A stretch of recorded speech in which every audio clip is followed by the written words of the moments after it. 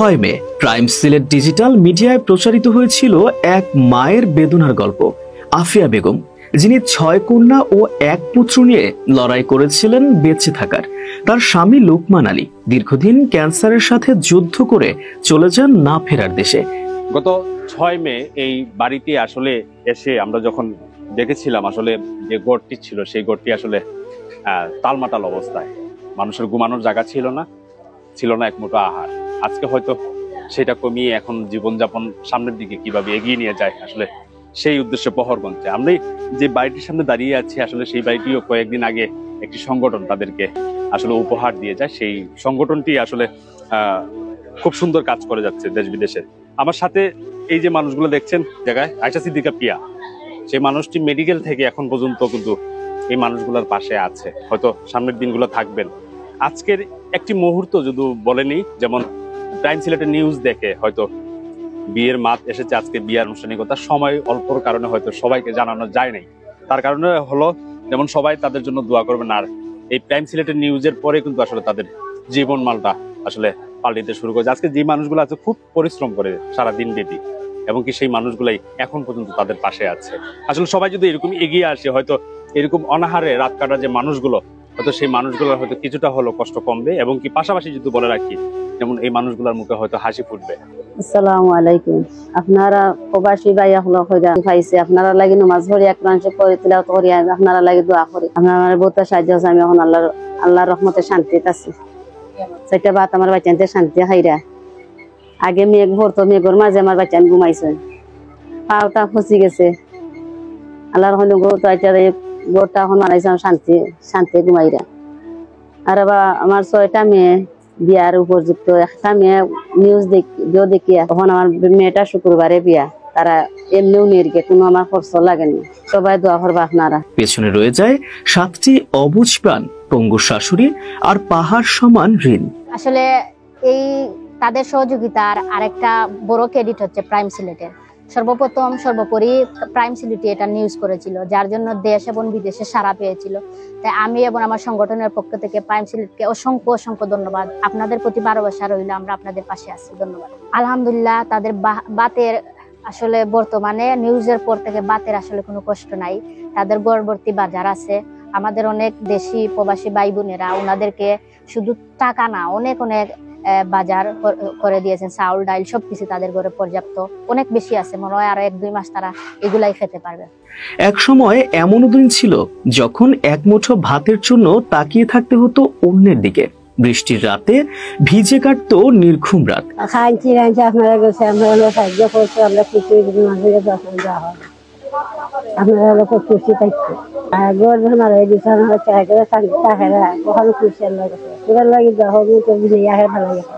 কিন্তু মানবতার ফেরিওয়ালারা চোখে পড়ে গেলেন প্রাইম সিলেটের রিপোর্টে। আসসালামু আলাইকুম।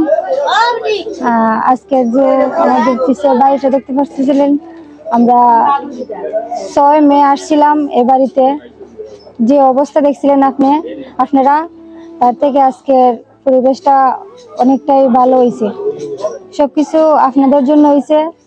দেশ এবং দেশের বাইরে প্রবাসী ভাই বোন আপনারা সাহায্য করছিলেন বলেই আজকের এই গরিব অসহায় মানুষগুলা একটু সহায় সম্বল হয়েছে। আপনাদের কাছে অনেক ধন্যবাদ ও কৃতজ্ঞতা। আপনারা এখন আমাদের পাশে ছিলেন বলে আমরা পারছি এগুলো করতে। মানুষজন এগিয়ে এলো, দিলেন সাহায্যের হাত। তাদের দুর্দশা দেখে পাশে দাঁড়ালো বেনিফিটেড ফর উম্মাহ ফাউন্ডেশন নামের একটি সংগঠন। আসসালামু আলাইকুম রাহমাতুল্লাহ। আমরা বেনিফিটস ফর উম্মাহ ফাউন্ডেশনের পক্ষ থেকে আসছি কুমিল্লা থেকে। আমি একটি খবর দেখেছিলাম যে সুনামগঞ্জ জেলার শতক উপজেলার বড়কাপান এলাকায় আফিয়া বেগমের যে ঘরটি আপনারা দেখেছেন একেবারে ভাঙা ছিল। তো আমরা সেই ঘরটি করে দিয়েছি বেনিফিটস ফর উম্মাহ ফাউন্ডেশনের পক্ষ থেকে। ধন্যবাদ জানাই যে ওনাদের এই নিউজের মাধ্যমে আমরা এটি দেখেছি এবং এই পরিবারটির পাশে আমরা দাঁড়াতে পেরেছি, এবং আমাদের ঘর করে দেওয়াতে ওনারা অনেক খুশি হয়েছে। আশা করছি ওনারা ওনার পরিবার সন্ততি নিয়ে ভালোভাবে থাকতে পারবেন। আসসালামু আলাইকুম। তাদের সহযোগিতায় গড়ে ওঠে একটি টিন সেট ঘর। আজ সেই পরিবারটির মাথার উপর উঠেছে একটি নতুন ঘর, একটি নতুন আশ্রয়। আরো আনন্দের বিষয়, আফিয়া বেগম তার স্বামীর ঋণও পরিশোধ করতে পেরেছেন আপনাদের সহযোগিতায়। আমি এখন তারা আমার সাহায্য করছে, আমি বহুত আল্লাহর রহমতে শান্তি আছি। আমার বাচ্চা খাইতে নিয়ে শান্তি খাইতাম পারলাম। শেষ হয়েছে না, অর্ধেক মারছে রে বা, মানে বুঝছেন, অর্ধেক মারছে। তারা যখন দেশবাসী ভাই সাহায্য করছে, 50,000 টাকার মতো ঋণ মারছে, 50,000 টাকা ঋণ আছে। আজ তাদের রাতে বৃষ্টি পড়লেও আর ঘরের ভেতর ভিজে না। আজ আর এক মুঠো ভাতের জন্য অপেক্ষা করতে হয় না। এই পরিবর্তন, এই নতুন জীবন আপনার ভালোবাসা, আপনার সহানুভূতির ফল। একজন বাবা যিনি জীবনের শেষ দিন পর্যন্ত যুদ্ধ করেছেন ক্যান্সারের মতো মরণ ব্যাধির সঙ্গে। আসসালামু আলাইকুম। আসলে আজকে খুব বেশি খুশি লাগে যে এখানে আসছিলাম 2 মে, ওনারা কুলন ক্যান্সারে লোকমান আলী মারা গিয়েছিলেন। আমরা 6 মে একটা নিউজ দিয়েছিলাম। এখানে যে এসে যে পরিবেশটা দেখেছিলাম, সেই পরিবেশটাই চেঞ্জ হয়ে গেছে, সেটাই সবচেয়ে ভালো লাগছে। তাদের একটা ঘর হয়েছে, এই বেনিফিটস ফর উম্মা ফাউন্ডেশন ওনাদেরকে একটা ঘর তৈরি করে দিয়েছেন এবং মোটামুটি তাদের ঋণ শেষ হয়েছে।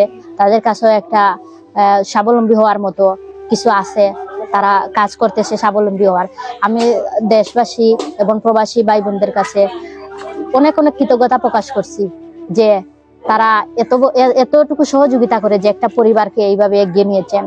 খুব খুব বেশি খুশি লাগছে। এবং অবশ্যই আমি এবং আমরা যারা এই প্রজেক্টে কাজ করছি, আমরা সবাই আপনাদের প্রতি কৃতজ্ঞতা। এরকম একটা আশা করি এইভাবেই আমাদের দেশে মানবিকতা বেঁচে থাকবে এবং অসহায় মানুষরা পাশে আপনারা সবসময় থাকবেন। আসলে আমার সংগঠনের নাম হচ্ছে সৎপথের প্রতিক্রিয়া, একটি সেবাদানকারী ও মানব কল্যাণ সংগঠন, একজাক নার্স মিডওয়াইফ দ্বারা পরিচালিত। যখন লোকমান আলী কুলন ক্যান্সারে আক্রান্ত হয়ে উসমানী মেডিকেলে শয্যাশায়ী ছিলেন, তখন আমি এবং আমার সংগঠন থেকে প্রায় 12 ব্যাগ ব্লাড দিয়েছিলাম, আর্থিক সহযোগিতা করেছিলাম। কিন্তু আমাদের একার পক্ষে এটা অনেকটা টাফ হয়ে গেছিল। কিন্তু এখন আমরা অনেক চেষ্টা করেছি, ওনারা অনেক চেষ্টা করেছেন, কিন্তু লোকমান আলীকে আমরা বাঁচাতে পারিনি। সেটা আল্লাহ, ওনার হায়াত নাই তাই হয়তো চলে গেছেন। কিন্তু ওনার ফ্যামিলির পাশে এখন আপনাদের মাধ্যমে আমরা সহযোগিতা করতে পেরেছি। আপনাদের সহযোগিতা, ওনার ফ্যামিলি, ওনার 6টা মেয়ে, একটা ছেলে, ওনারা স্বাবলম্বী হতে পেরেছে, এটাই অনেক। তার নাম লোকমান আলী। দুনিয়াতে রেখে গেছেন স্ত্রী, সন্তান ও পঙ্গুমা। কিন্তু এই 7টি সন্তানের তো এখন বাবা নেই। তিনি ছিলেন তাদের পাহাড়, তাদের আশ্রয়। তাহলে আমরা কি ভুলে যাব তাদের? এই নিষ্পাপ মুখগুলো কি আবার ডুবে যাবে অভাবের অন্ধকারে? না, আমরা ভুলবো না, কারণ মানবতা এখনো বেঁচে আছে। আপনার আমার একটু করে সাহায্যেই তারা আজ নতুন করে দাঁড়িয়ে আছে। মেডিকেল থেকে তো তারা যে টাকা পয়সা দিয়ে আমার সাহায্য করছে, এরপরে রক্ত দিছে, তারা সংগঠন তাকে গ্রুপের তাকে রক্ত দিছে 12 ব্যাগ। এরপরে একদিন আইয়া আমি আমার অবস্থা দিকে করে তাকে ফরহাদ, তাই না আমি পেটর ফুয়া বানাই লিছি আমার বাচ্চা। এই অবস্থা দেখে আমি বাবা তুমি আমার বাবা। সাংবাদিক ফরহাদ ফুয়ান ছেলের নাম। তারপরে করছে, এরপরে আয়সা সিদ্দিকা, এরপরে লিজা, এরপরে কাকলি, ও তারা আমার লাগে আমার করছে, দেশের বাবাদের গেছে। আমার আগে আমার খাবার তুই আমার স্বামী মরছেন না, মৃত্যু হয়েছেন না আমার। তারা এখন আমার হরায়, নিউজ হরায়, তারা সাংবাদিক বাবা ফরহাদে, ও এখন আমার বাকা আল্লাহ দিলে যাই হোক অনেক উন্নত হয়েছে। আপনারা লাগে দেশবাসী ভাই লাগে আমি দোয়া করি, নামাজ পড়ে কোরআন শরীফ তেলাওয়াত করিয়া আমার বাচ্চাদের আমার খুশি খানি দেন খাইয়া তারা দোয়া করেন। আমরা কৃতজ্ঞ সেই সব হৃদয়বানদের কাছে যারা ভালোবাসা, মমতা আর আশ্রয় দিয়ে একটি পরিবারকে ফিরিয়ে এনেছেন জীবনে, যারা পাশে দাঁড়িয়েছেন মানুষের জন্য মানুষ হয়ে। সাংবাদিকতা শুধু খবরের জন্য নয়, এটি হতে পারে জীবন বদলে দেওয়ার একটি হাতিয়ার। নানা আনুষঙ্গিক কাজ রয়েছে, তারপরে যদি কেউ পাশে দাঁড়াতে চান তাদের সাথে হয়তো যোগাযোগ করে দাঁড়াতে পারেন। ফরহাদ হাসান, প্রাইম সিলেট।